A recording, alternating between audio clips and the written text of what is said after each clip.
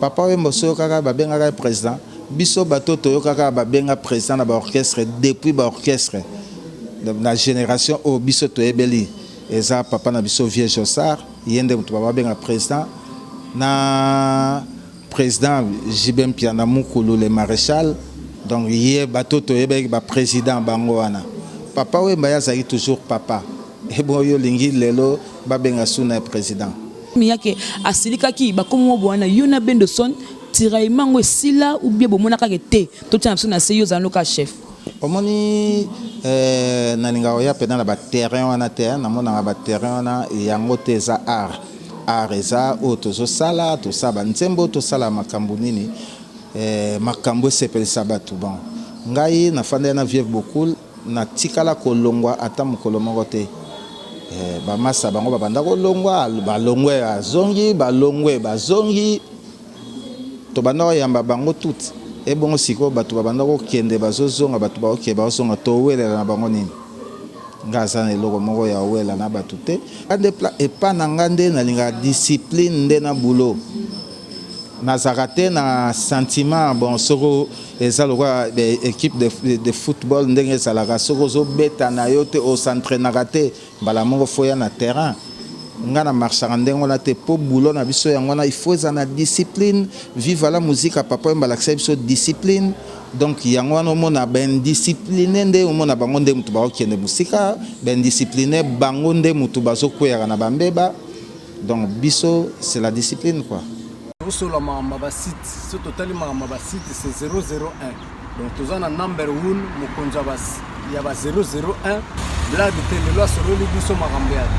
Victoria télévision, Victoria TV et yana ba mon pepa siga yana ba mamna ona ndenge nango. Donc total la Victoria TV na ndenga ilusa na ndenga makambo. Potozo ba news alelo. A elbiso Victoria TV. Donc aluta continua. Victoria certa. Amen. Tous ensemble quoi. Total la Victoria TV, ya bino sida bile la confirmer nana roboya. Donc biso tous s'abonner massivement. Na ndenga idéologie ba européen botondana. Bobolanda ba faire ya mboka ya par-ci par là. Donc number 1 na bank tous ensemble. Sida bile la ndenga ilusa. Victoria certa. Amen.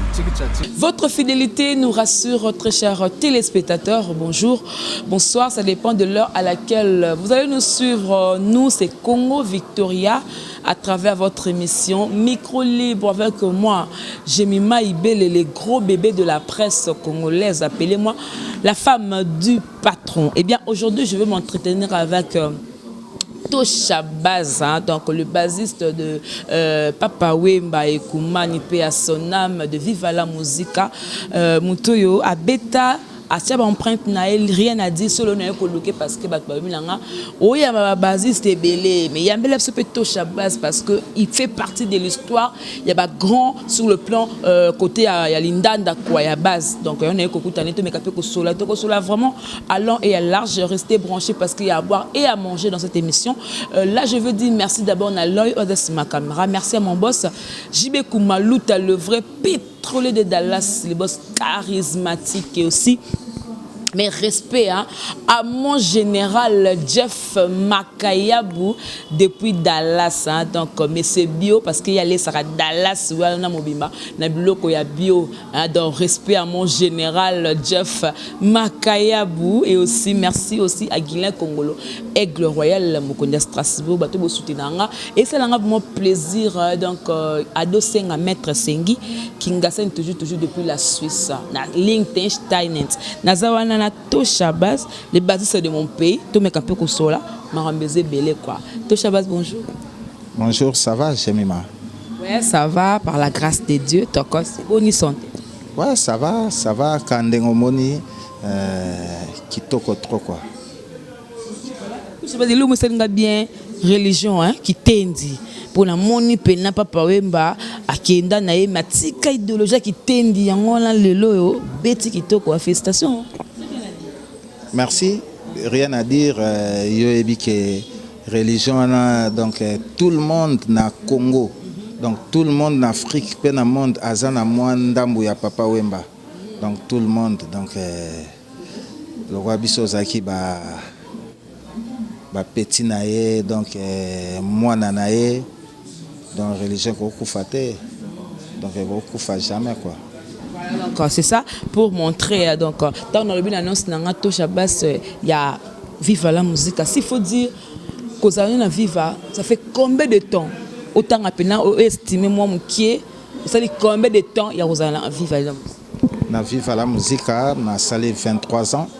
Na salé 23 ans donc année on a coxi na Viva la musique donc naza le seul musicien on a coxi année wana pour moto mon côté a coxi année wana grand frère nanga Redi Amisi a saga 18 ans donc ngana leka ba année wana donc ngai na papa wemba to sukaka na LR na coxi 20 ans donc na 3 ans au Azate, Bissotoza toujours na Viva la musique, donc j'ai fait 23 ans dans Viva la musique. Voilà, si vous parlez de Papa Wemba, au Bandaka, tango Papa Wemba Kabwani, naba Kester, naba Tebela Sali Aye, ou alors yo pour être canastima, il y a équipe pour l'année qui n'a. Bon, la génération dans la nouvelle écriture, la génération dans la nouvelle écriture, donc depuis 96, nous 96. Donc vers la fin, on a Viva la musique, on a nouvelle écriture, Toloba, nouvelle écriture, ti lelo Viva la musique.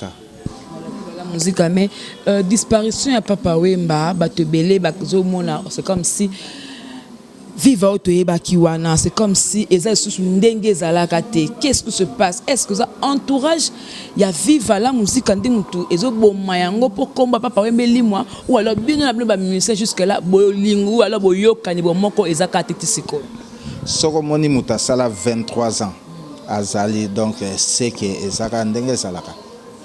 Sopena moni muto sala 23 ans donc Mutumoko ngai Tosha Fulaka nda 23 ans donc c'est que ça ndenge salaka boyoka nyesa nango bien tozo évoluer bien na ba massa tozo évoluer toujours main dans la main donc ça va tozo so bien ni bozana skone yango président Papa Wemba so kaka ba benga président biso bato toyokaka ba benga président na ba orchestre depuis ba orchestre la génération au biso toyebeli eza papa na biso vieux Jossard yende mutu baba benga président na président Jibem Piana Mukulu le maréchal on peut se mbote en passant donc yé bato toyebeki ba président bango wana papa Wemba yazaki toujours papa et bon yo lingi lelo ba benga suna président moi je suis le chef d'orchestre donc dans dirigeant orchestre pour un gardien rythmique donc dans un gardien temple puis gardien rythmique rythme vive la musique donc et koko bungate et koko beba pété donc yango na moninga na dirigeaka direction na quoi tu diriger vive la musique là ba band de son tu diriger bon merci moi je suis le chef d'orchestre na seul chef d'orchestre nazala chef d'orchestre ça fait 18 ans na sala chef d'orchestre donc expérience c'est ça moi trop quoi mais tu le chef d'orchestre pour na souci kaka ya komba Papa Wemba eli moité muti bandeko balongwa ki wana bo opotel ke no ya wa longa mazana boulot muti ko sangsa pe kaka pour que boya bozonga sur libokende bozala ki wana soki ba weba mona ba mona susu ke no le kumu ya viva la musique zo mata susu encore davantage ouais chaque fois na ça le rappelle wana bon première fois yo to au salon émission na olobasu na micro na yo la porte est grandement ouverte na tout le monde na ba massa tout auto salaki viva la musique eza ya biso tout viva la musique eza groupe na biso Papa Wemba zaki père na biso donc porte eza grandement ouverte o ya repoussa na aya na viva la musique tozana biso donc tozali toya boya tosangana tozale longo totombola plan na biso ekeli boso mais déjà tant Papa Wemba kufaki na bandeli wana noko mo ba nungu moko boyo non vieux Tosha yena bendo bazo la poste wana yangona pompom yake asilika ki ba komo bwana yona bendo son tiraillement sila ou bien bomona ka te to tana na seyo zanoka chef omoni nalinga oya pena na ba terrain wana te namona ba terrain wana yango te za art eza oyo tozosala tosala banzembo tosala makambo nini makambo esepelisa bato bon ngai nafanda na vieille beaucoup na tikala kolongwa ata mokolo moko te bamasa bango babanda kolongwa balongwe azongi balongwe bazongi tobanda koyamba bango tuti ebongo sikoyo bato babanda kokende bazozonga bato bakokende bazozonga towelela na bango nini ngai aza na eloko moko ya owela na bato te nalingaka tout le monde nalingaka bamasa tu bulo nde nga nde epa na nga nde nalingaka discipline nde na bulo nazaka te na sentiment bon soko eza lokola équipe de football ndenge ezalaka soko ozobeta na yo te osentraînaka te mbala moko foya na terrain nga na marchaka ndenge wana te mpo bulo na biso yango wana il faut eza na discipline vive la musique papa embalakisa biso discipline donc yango wana omona baindiscipline nde omona bango nde mutu bakokende mosika baindiscipline bango nde mutu bazokweyaka na bambeba donc biso c'est la discipline quoi. ezalaka moko est-ce que ezala mibale vive la musique de Papa Wemba. Mais nous rappelons vive la musique El Amazon, vive la musique El Boy. Omoni Papa Wemba, Maman Amazon, Madame Sungu Luzolo. Papa Wemba Sungu Wemba Dio. Donc allez-y comprendre ce que Batuboyaka ba question ndenge na botuna rango so bolingo comprendre les amabe. Maman Amazon a autorité morale ya orchestre. Donc bisotu toza na maman oui, toza bisotu toza na maman, wana za maman na biso. Eza netinga na koli na palais wana, na koli na vive la musique na kota na za trop jeune.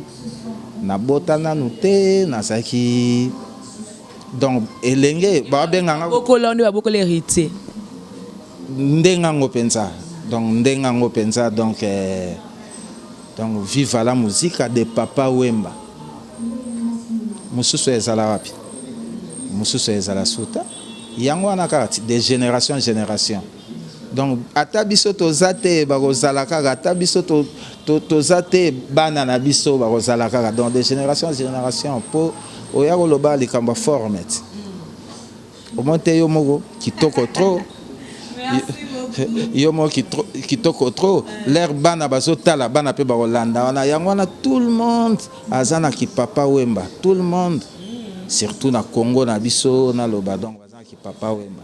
Donc il faut qu'il il faut donc de génération en génération.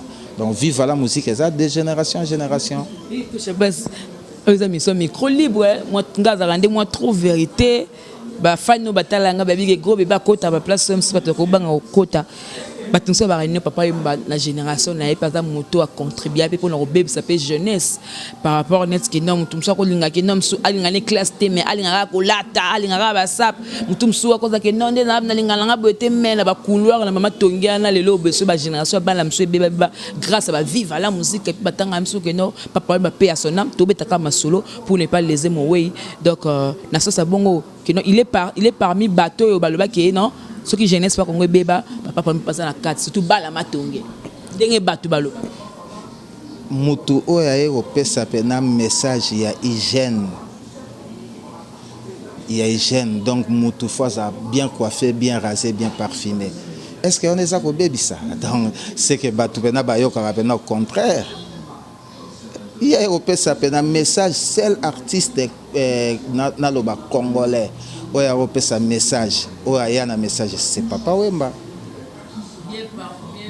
bien coiffé bien rasé bien parfumé les BCB j'étais bon chic bon genre ba we rasona ba jibin pel yango mona ebisi omoni likamna ebisa ki ba histoire oyebi nango te.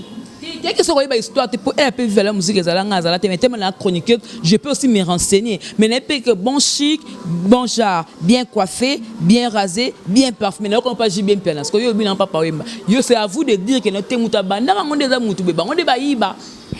Wengo yo kangweza wenge nini? Wenge musique te. Kasiti. Te ezalaka nani wenge musique te. Viva la Musica balandaki nani Mukulu idole de nani ebo Vienanga de la Forêt idole nezaki nani Il aura King Kester. kasi King Kester azalaki wapi azali mission nani ya Viva la Musica mais ouais idéologie ya vie na bango yango balandaki rien à dire donc mutaya na message ya ndenge wana bino boloba bebisi nani aya susaloba inzo ya ngolo keto ya ngolo kaminyo pe ya ngolo comportement mentalité à parler na comportement via pesa ba message moko eza pona bien ya jeunesse jeune soko baby eza yo moko lingo beba eza ka ndenge kelasi eza nango bato baotanga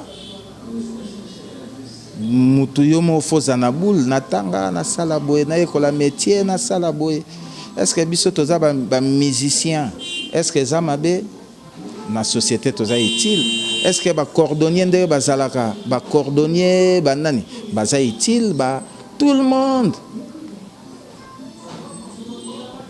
donc c'est un peu ça quoi.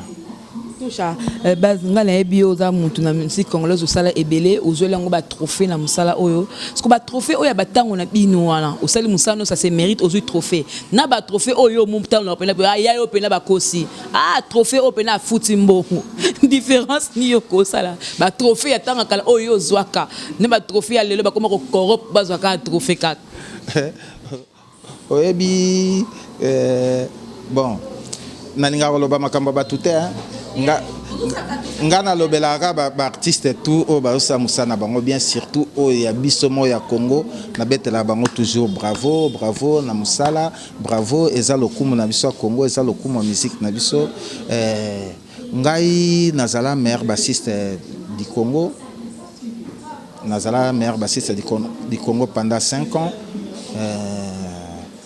Nasaka album Alain, Nasaka arrangeur et album Alain, donc concepteur, donc conception Zakingai, arrangement Zakingai, na réalisateur album Ezaki Vienangai, Alfred Nzimbi, l'album wana Nasaka Nzembo paradoxe, Nzembo wana Ezaki o batu babanolo bambenseke komi penenanga. Mbenseke komi penenanga Nzembo wana ebimaka meilleur rumba ngana bima meilleur bassiste du Congo après wana na 100% star na eko tia Nzembo mère première o na embela mère Malou o bunga kini bambule bele mère Nzembo la oui na Nzembo wana na zwi sous trophée si mana eko sa musique moko e bouja batu musique o ya kila mo grosso Nairo Sala, ouais, Nairo Sala, participer Naba Massa, biscuit des écoliers à bois qui crie, Dadibo la Betty, Thierry Mogratana Betty, Nini, Ngam na Sala qui a opé album, on a son motro, Ngam na Saki ba arrangement nango. Na Sali ba arrangement, réalisateur nango, Ezaki vient nanga Suzy Kasea. Na wana Nairo Sala. La matation Ali nanga kamuke sukali obenga kanga chérie olinga kanga na 15 ans na yo sala ona na yo sala mbelekete ona mbelaka papa wemba ngana kumba velo na senja mbelekete ba melipe mao ngana tombola ba yanke et ça là comment oyo zaka ko na ko arranger ya komi o arranger on peut son forme ngana komi na sali Nzembo na arrangé na album donc ouais donc moni na ba œuvre na salaki na ba œuvre na participa donc yango na Semco à l'époque et pesa ba trophée wana en tout cas na ba merci na Semco donc bazaki na vision bazaki na matoi ya koyoka ke artiste il travaille bien donc en tout cas merci. Le biga ya yodo bang poko le ya lelo ba trofa lelo ndozo monela. Non, non, il y a lelo, bon, on a évité. Il y a lelo, on a évité. Il y a lelo, ceux qui sont bien, nandenge batubazo, soit batrophée na bangonga na lobakara. Bravo, merci, l'artiste c'est tout, il y a Congo, au bossa, le coup, on a biso, il y a Congo, pour Congo, on a biso, il faut à la fort. Congo, on a biso, il faut tout l'axaké. Biso awande, Congo, est la plaque tournante, il y a musique africaine. Donc, il faut tout l'axara, penelo, qu'on a, il y a une photo, ça a toujours une unité entre biso. Toti kana biso ba polémique ba buzoba koloba loba o ezanga nango tina po yango teza boulot donc lelo pe bana ba komokola bana ba koli ba mona ba tata ba swana ba tata ba loba na c'est pas bien eza kitoko te donc bravo pour na ba artiste tout ba ozo ba trophée bravo. Mais polémique qui to koli nango parce que papa ye mo kazala penda ko ba petuala rien côté kuna chamazulu côté yo mutungu ba yo ba otindo donc ye mo kazala mukonda polémique ko yo boya polémique pourquoi pas ça makamba bato balabala obi moto balabala donc soki bobetika soki bobetika na YouTube to shafula kanda bomona moto balabala. Donc, moto balabala, il y a une solution derrière Msubotala pour comprendre que moto balabala. Donc, wana eza bato balabala. Papa yamba niveau na ye alinga sala din. Anga sala ba polémique nanani. Niveau za likolo, niveau za likolo zaki niveau moko te na ba tumsusu. Nous avons grand monde ya basiste. Tant que la bande ko no si faut tangila ngape ba grand ko ta basse. Pour na yebi derrière mutu moko otanga ye o ngana yebi a moins qu'ils ala été ba grand lelo na otanga le fombo na otanga le fombo bien comme la basse na otanga askin bien na otanga nani Jérémy basse na otanga air basse lumbu na otanga Gabi Wadigesi la jazz is jazz il y a un grand maître. Na otanga babasi se basé belé Sunda Bass Kenda Binda Bass Azali Blanchard Bass na quartier latin donc babasi se basé belé à bien lelo génération pena ya babas ezo sala pena bien ezo pesa pena le kumu na biso bass en tout cas bravo bravo wana beaucoup ça association na bino ya ba basiste pour na encadrer ba l'équipe bazo ya sima na ndenga basse pour ba émerger ba comme ba grand loco la bino ouais ma soleza dernièrement na mon jeune frère Askin a solé nanga li solo moka bien Askin bateau ba ebie Askin basse beta repa ya ndeko nanga kabose ouais a sola nanga makamoko o na mona kiango ezaki très bien pe ezaki intéressant donc mukolo mususu toya so na micro na yo po ya toya kolobela ba makambo ndengo wana donc tozana ba idée wana quoi. Par rapport à Papa Wemba, ambiance bon, qui était la personne par rapport à côté caractère positif, négativité ni na bana ko sepelate ni o bana ko na ba moment na ya sengo abana ko manifester joie na le lenge ni poza mission nostalgique parce que batambo talango ba ko zonga sous mémoire Papa Wemba.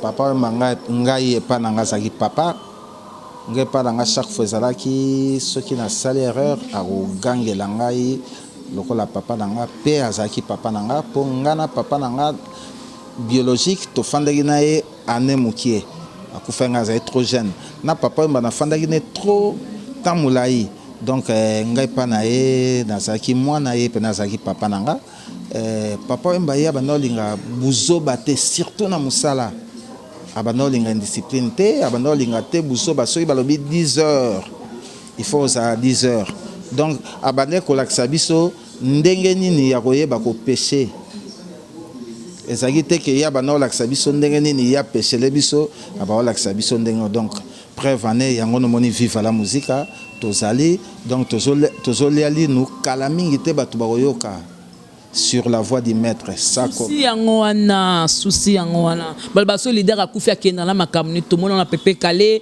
to mona na King Kester ce ko to mona na Papa Wemba yango to linga siko bozonga batu bakoyoka sur la voie du maître sans kobanga kala mingi te awa donc décembre batu bakobina donc album wana na yebi ke tozwi yango temps pour toboyaki tobimisa album ebetaka esalika 3 mois mo batu babina simebungi biso eza ndenge wana te biso baalbum na biso boyebi ndenge ezalaka biso totika banzembo moko oyo ekotanga na patéon ya musique congolaise quoi donc ndenge album oyo ezali kala mingi te boyoka ngo sur la voix du maître na ndenge nini biso soutien parce que kosala pe bongo c'est pas facile mais nayebisaki yo te nayebisaki yo mama mazone azali nayebisaki yo mama mazone azali ye aza autorité morale na biso azali mama azotia biso mpena azoporte main forte na mouvement vive la musique na groupe na ye toza na bureau na biso tozali Didier Bokelo directeur très bien Gama Gamtar secrétaire na biso très bien na big manager Cornelie Malongi kitoko trop donc omona équipe wana pena mère siko ezotia loboko ezo donc danger kala mingi te boyoka sur la voix du maître boyoka pena ba titre boyoka ka ba biloko na sala kati obobinaka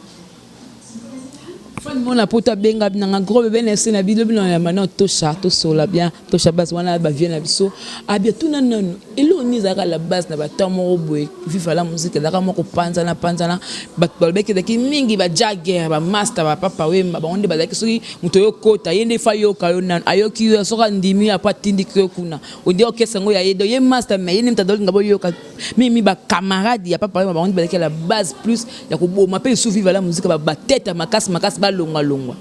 Non. Eza masolo ya balabala. Omoni na vie, mutu na mutu azala na ambition na ye. Omona te ke kala monde l'air ezala monde satana utalongwa na trône na Nzambe. Mutu soka zo envier. Donc yango no moni que Jésus-Christ est moi n'aimez point le monde car le monde vous haïra. Donc au moins batu bazanga na envie trop mutu alingi ka kolula mutu amoni papa wemba ndenga salaki wana ye palinga koma papa wemba mutu na mutazana na ora na ye mutu na mutazana na grâce na ye moko nzamba tsa na loboko na ye kolula mutu te yango no moni batu mususu mona ye amoni akomi mutu alongwe akesala orchestre simbite azongi omona to yambi ye kaka master na yende bazaki la base nazoya wana ba master ne bazaki na ba base wana te na nga na génération na ngai ezaki so artiste ye nga na koyoka ye na génération ba vient na so bailo canto vient na ngai ping pong mutaza chef d'orchestre accompagnateur azaki so batu baye arobeta accompagnement mutayembi ba vie ba bailo ba vie ba stinolas de la chorale vient nga Quempario donc bazaki belé baroyoka so pena c'est bon l'encouru yemo tellement que yemo azaki pesoka yoki donc ça va et ça qui ka ndenge salaka na kati ya royaume tout donc ba conseiller bazalaka le colonel Jagger azaki pene ya masana est bien donc ezali nango bamakambo te wana bamasolo mosusu ezala bamasolo balabala mutu soka kokaki nete alinga ya na masolo moko boye vive la musique baozwa pe chanteur ya n'importe comment te il faut appeler chanteur il faut yemba bien il faut donc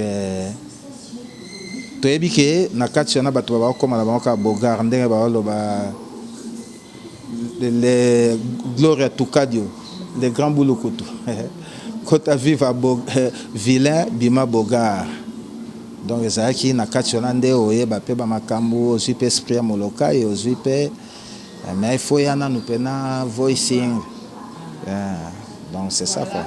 La révélation de l'année yemo papa mabela Pati Pacheco as artiste musicien ou aller la trop na komba viva la musique apunani bon yango likambuka na yoloba tozaki biso tout bien tout bien papa Mbappé azaki l'air azaki na vivant ba massa bolongwe ndenge salaka bolongwe boke po bosala pe makambo na bino ezali nango mabe te na mokili bakangaka motu te le mosusu nzela eza nango ya bien yango wana biso bato le mosusu tolingai na biso lokola na pale ntango wana ekoma ete oliaka ndunda tobaliaka ndunda omona kuna bato baolia basoso banini biso olandela soso te tolandaka ndunda topemi na so calme mabe eza wapi mabe na nani bato balandela soso so baliaki soso mabe eza te yango wana aloba la porte est grandement ouverte na tout le monde oyo alinga zonga viva eza mabe te tozongi boyeba na mai tosangana kaka tosala force ya plan na biso donc eza eloko na biso donc osa tineti we rapé ya banosa pona AJJ oleka AJJ ya yemu pena keiti atindi bato batoki pena AJJ ba yene poko tala pati pachoko ya teke na ndenga mabe o pena que non yaya azana musala mais on dit encadrement de ce que comment c'est un problème étant donné que yo za chef yo to tika na bende la ngo pona kokumba viva la musique o moto ko keta verrier o kumbie pona kaka ke non honneur kaka ya papa we mawana azonga na viva la musique po aza image ya papa we ko tale mais on dit quoi ko tenga maman moké non Pacheco batu bazwaye te ye bazwaye ndenge o bazwake te donc ye to benga le prince de Molokai le prince de Molokai ye to benga le prince de Molokai donc ye na nini na ki amitié za nango kaka ye moko te ngana bia zo ka sonita so ka zongi na ye mabeza wapi mabeza nango te chaque fois to benga naka chaque fois to kutanaka chaque dimanche to kutanaka na matete et pas âgé chocho là to zaka na biso mona to dame to baye pe zaka nango bien donc eloko moko eza nango na mabe na Pacheco te orchestre yango na ezali orchestre yango moto akangela na porte eza bien félicitations hein papa mazate un sous opportunité mususu batakati mususu boko si la main na ye pena kokutanu na car monga mona kamwe qui est derrière Tosha Bass à part musique on va faire non mususu ekoti ko ba la po mutu ko nga na moni pardon ba pebinga songi.com bon ngaza musicien pena musicien suis un artiste grand il y a grand A penako donc ngaza na ngandengwana donc batu batala kaka oeza art na ngai batu batala kaka oeza ya mutu donc oeza laka ya mupanzi pas musique ko tapena moi faire no moko boye bon ferme te mingi musique makamsu to lobela ngo te po to zanatina lobela ngo te biso to lobela ka musique ponga pena zananga musicien donc musicien. Voilà, donc pour te clore, tout qui t'a l'absolu tout sur ces missions, tant autant ce que bah l'équipe, pour les dames pour 28 ans déjà belé, bah te belé, bah botter dans ma carrière musicale, dans mus non, tant autant bah l'équipe me sous au bas ça la boulot na ba, sous faut boire qu'il a bah fleur, au t'a été, open na papa oreille, t'es ensemble ça la bien, et quoi d'un tibanas. Oh, mais bah l'équipe bah c'est belé, na ba musique comme na rumba, Kota rumba. Oh. Mais Kota Rumba ça déjà bien. Lelo mutakoma président na orchestre na ye obenga esu ndeni leki.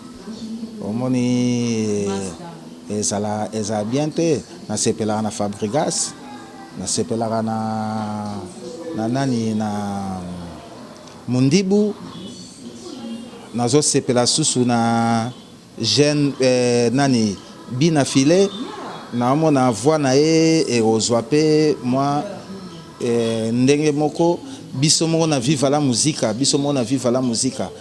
Titi Firenze azali Wadir Mfumu azali Bo Avida azali Neymar bazali donc biso moko donc et ça l'a plaisir na bandeko na biso na musique ya ba pop na lo ba afrobeat Inosbi sepela susu na gaze ouais na sepela na mona pena ke kendara bien nga ndengwa pena na loba bravo eza fierté na biso ba congolais eza fierté ya musique na biso donc eza fierté pena photo zongi sakaka Congo o ndenge salaka depuis ba vie na biso ba ba Grand Calais plaque tournante ya musique africaine donc faut ezongaka toujours ndenge wana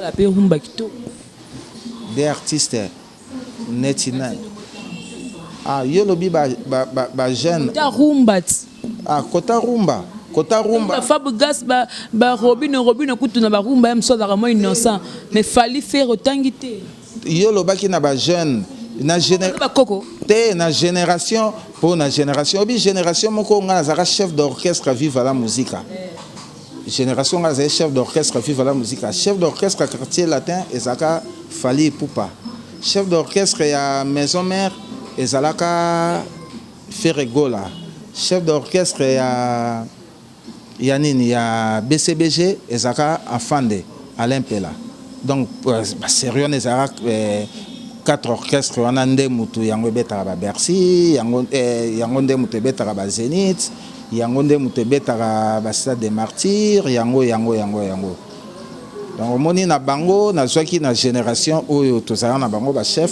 mais en tout cas Fally Ipupa rien à dire Ferregola pe rien à dire ba preuve na bango elaksamaka partout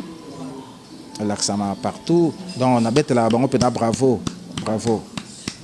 nzoka na mona moko toloba a lobi tango bazaka ba chef yo zaka chef ya vive la musique Fally bazaka chef à quartier latin Ferregola zaka bona tango wana sous artiste lelo yo innocent balou mais inosbi azalaka te mais lelo yo boy inosbi a comme ko sala ba émission bras de fer entre yena Fally Ipupa donc ba émission moko boy ya kufinga na banini et tant que za yaya pour la âge pour qu'on appelle mon colo Fally magada kapé chef on appelle mon colo ya inosbi magada ba leader conseil ko pesa ba la musique congolaise par rapport à expérience non net moi tiraillement entre deux congolais bozo soit les pays de casino ba internet ba réseaux sociaux image pena la musique congolaise tout à l'heure awa na koloba na loba nini musique polémique ça sert à rien na loba kiango na mutu le roi toza ba musicien toko zala kaka na eloko moko te oyo esalaka lokola impolitesse il faut to éviter kango on est des collègues des musiciens ngana olinga respect ezala mutuel olinga pena respect pena ezala mutuel mukolo azo respecter l'équipe a respecter mukolo donc conseil nanga yango wana. Merci beaucoup, c'est très sage qu'on répond bon comme vraiment na souka boza de na to zelanze befo bima au lobby wana. Sur la voix du maître album il y a Vive la musique sur la voix du maître Kalamingité ouais à la fin de l'année bozo pena sur la voix du maître sans kobanga boyo ka pena ba titre boyo ka ba boulot auto travailler na les maestros Maïka Mounana a 50 ans de carrière, 50 ans na yango to sala na album wana. Donc bota la dimension ni sala. Na album wana na sepeli ya trop na pesi merci na grand frère Redi Ami Sindenga Roya.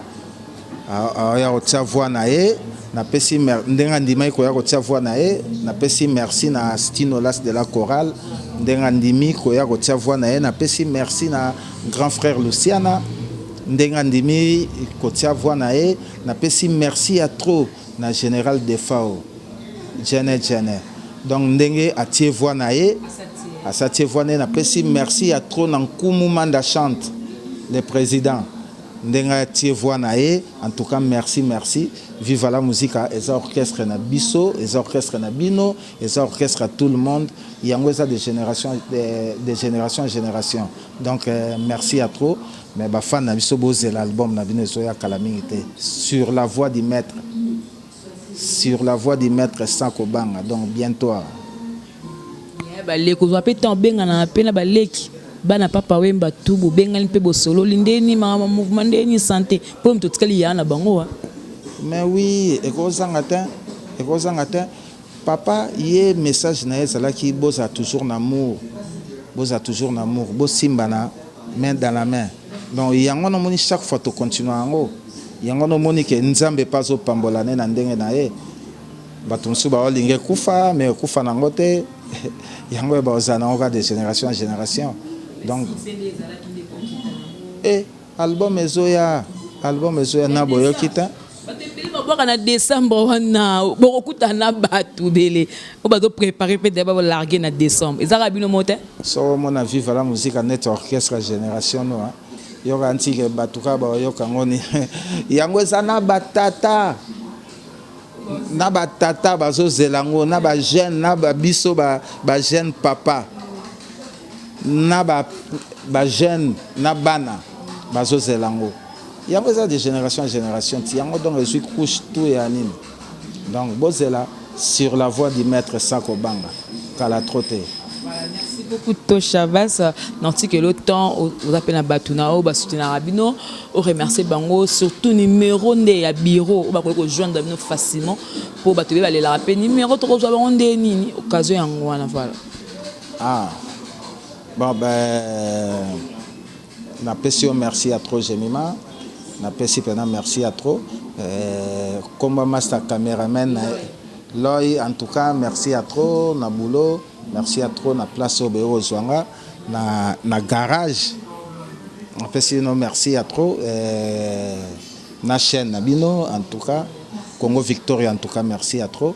Na opesa mbote à trop na Papi Sapo. Na opesa mbote à trop na Gérard Basilwa. Na opesa mbote à trop na Noisin Basila. Na opesa mbote à trop na Cornelie Malongi, na opesa mbote à trop na Ogi Banga, na opesa mbote à trop na Forza Italia. Jansi Mayasi. Batuleur ba royo kanzembone, batu pena ba sentir pena que donc ba royo ka pena Jansi Mayasi. Donc Forza Italia, na opesa mbote à trop na Bedi et Ale, na opesa mbote à trop na Bienvenue no 5, na opesa mbote à trop na Andrix Kabasele Messe Proctor. Na opesa mbota trop na mécanicien na Ilke Mania. Ouais. Donc na opesa mbota trop na ba fan tout ya Viva la musique. Viva la musique na bino ezali, Viva la musique na bino eza de génération en génération eza toujours toza na studio. Tozo sa album oyo donc tozo lambango siko ekomi pena pré pena poebima donc album yango donc bo pusana numéro ya bureau to pesa boete mais bino mo bobi contact ndenge zalaka ba Facebook et comment nango bon mona ka to shafula kanda donc ka ndenge zalaka donc so komi ata na messenger na mona et puis bon mais ya bureau te yo boya numéro bureau directeur muta pesa ngo po siko na tête na ozana ngote yanga na explique messenger mutuleta kotaka sur na Facebook alukaka yo asangaka demande on dimaka trop de problèmes pe côté kuna chantier côté kuna boya tayomo koza mutu mabeza wapi yango na pena basela biso pena ya facile pona kolukata mutu soka bungi mabeza na ngota mabe pena zate po na numéro mon numéro ezaka privé numéro ezaka na mutu bo sene connaissance de repesa numéro ndenge zalaka numéro pena ezaka privé mais na boya na ngate ngasu mutu asa de en tout cas bazwa pas Jemima gros bébé de la presse ouais bazwa te pana yo en tout cas ça la bien biso za na biso bato to tombola mapekate ezaka nde boyebaki ndenge tozaka na biso kaka donc soko bengi en tout cas to solo la sopo lingi ba solo na album en tout cas pour Kalamingita sur la voie du maître Sako Banga. Merci beaucoup. Hein. Donc, c'en est fini pour aujourd'hui. J'étais avec l'artiste Tosha Bass. Hein. Donc, c'est une grosse légume hein, de la musique congolaise sur le plan guitare basse. Hein. Donc, non, ça c'est Tosha. Ça c'est le Fumo Kamula basse. Ça c'est qui Batika empreinte. Alors, c'était un plaisir dans le Kelabinoye to solo là. Et malgré Viva la musique, la génération mais moi merci beaucoup à mon général. Hein. Là, je vois mon général Jeff Makayabou depuis Dallas. Monsieur Bio, moutako lesa Dallas wana mobimba na biloka bio mon général yayo yango na katelo pena lo sako. Vous me saluez un plaisir qu'on a Dallas et aussi merci beaucoup à Guilain Congolo Aigle Royal mon Strasbourg. Merci beaucoup pour notre soutien. Dani Mouyeng l'homme 10 millions à Paris. Ba fa nanga to bolinga jemema ibele bozala vraiment branché parce que tout ça kana bino mami dai ma maman chérie. Merci pour ba coller roya kaka bana membre. Merci pour nazo mon soutien. Ba maman 5e vitesse. Merci pour na bino na mon soutien makasi Karine Mokondi la baronne. Donc voilà, donc merci beaucoup pour la makamte le bien mon boss JB Koumalouta le vrai pétolé de Dallas boss à Kamoko. Donc merci beaucoup. Abonnez-vous massivement à Congo Victoria. Na ba commentaire na ba appel to sola kande zalaka na ma bena mala na linga bino ka bongo. L'œil merci pour la image d'Arcel Easy, merci pour le montage. C'était Jemima Ibele le gros bébé de la presse congolaise. Ado Sengana boss na kuka mobala mbinga le mbinga zor. Et cette station à my daddy, à my daddy, à my daddy. On se retrouve prochainement. Au revoir et à la prochaine. Bye bye. Sur la site, ce total site c'est 001. Donc tous en number 1, il y a 001. Blague télé loi sur le libiso marambiade. Victoria Télévision, Victoria TV. Et il y a mon papa siga, il y a ma maman on a donc total la Victoria TV na ndenga ilusa na ndenga makambo kutozo ba news alelo a elbiso Victoria TV donc aluta continua Victoria certa amen tous ensemble quoi total la Victoria TV ya bino sida bile la confirmer nana roboya donc biso tout s'abonner massivement na ndenga idéologie ba européen botondana pour bolanda ba faire ya mboka ya par-ci par là donc number 1 na bank tous ensemble Sida bilele na nenga ilusa Victoria certa amen.